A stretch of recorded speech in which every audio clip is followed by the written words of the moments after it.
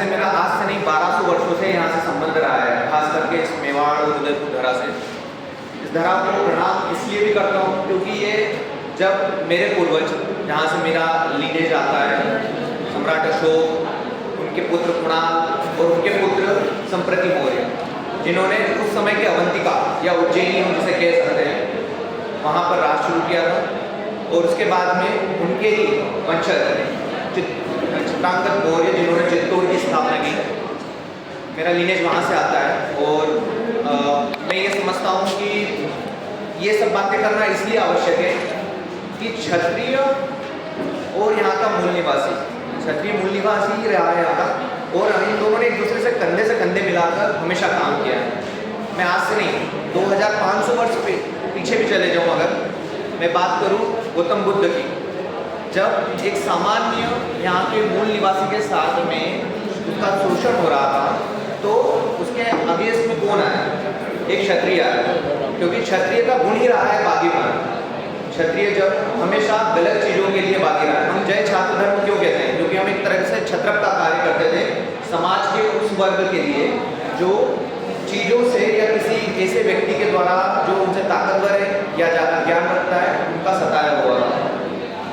हमारे गौतम बुद्ध से लेकर महावीर स्वामी से लेकर ऐसे जितने भी महापुरुष हुए, और उसके बाद में सम्राट अशोक, जिन्होंने उस हर वर्ग के लिए काम किया जो सताया हुआ, डराया हुआ या पिछड़ा था, जिसे पिछड़ा किया गया था, ना कि वो था। अब यहाँ पर जो एक मैसेज लिखा हुआ है, शिक्षित करो, ये पॉइंट सबसे पहले हमें शायद अमल में लाना होगा।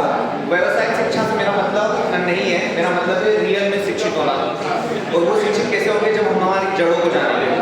हमारी जड़ें कहाँ से जुड़ी हुई हैं? आज से नहीं, 2500-3000 साल पुरानी, और हम तब भी थे और आज भी है, और इसी तरीके से आगे भी बने रहें। बस समझने की बात ये है कि हमें अपने लोगों को पहचानना होगा। हम लोगों के द्वारा सेट किए गए नैरेटिव से इतने प्रभावित हो गए कि हम आपस में एक दूसरे से ऐसी भावना रखने लगे कि वो अलग है, हम बाहर से हैं। और क्षत्रिय, जैसे मैंने कहा कि क्षत्रिय का नेचर ही बागी रहा है, जब भी उसने बागीपन किया है तो ऐसे ही ब्राह्मण ध्वनियों द्वारा सेट नैरेटिव ने उन्हें क्या घोषित कर दिया, अलग कर दिया। जैसे आप अगर हम बात करें क्षत्रियों की, राजपूतों की बात करें या मौर्यों की बात करें, मैं बेसिकली अपने पॉइंट पे आना चाहूँगा।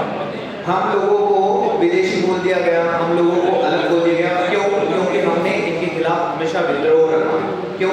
जब वो एक आम मूल निवासी के साथ में गलत कर रहे थे। ऐसे लोग जिन्होंने आम व्यक्तियों को, एक ऐसे जो यहाँ के मूल निवासी थे, उनके साथ में गलत को उन्हें सताया था, जब हमने उसके खिलाफ विद्रोह किया, तो ब्राह्मण और बनियों की हमेशा से एक स्ट्रेटेजी रही कि ऐसे लोगों को आप या तो विदेशी कह दो, अग्रांता कह दो, या आपस में कूट डलवा दो।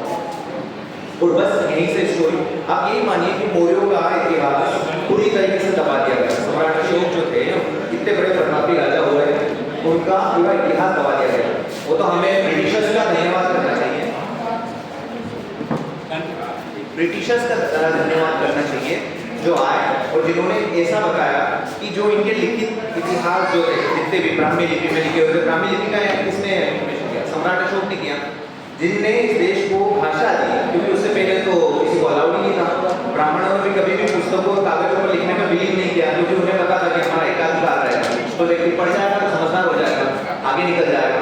तो उन्होंने उसका हमेशा विरोध किया। इस देश को लिपि दी, इस देश को प्रॉपर ये संदेश दिया कि कौन कैसा था।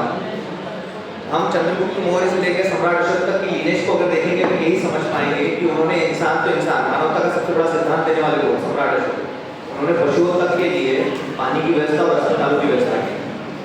तो हम सभी एक उसी ही लीनेज से आते हैं, हम सभी लोग उसी एक वर्ग विशेष से आते हैं जो यहाँ से 3000-4000 साल पुराने इतिहास को रखता है। और ये लिखित इतिहास, इससे पुराना कितना है?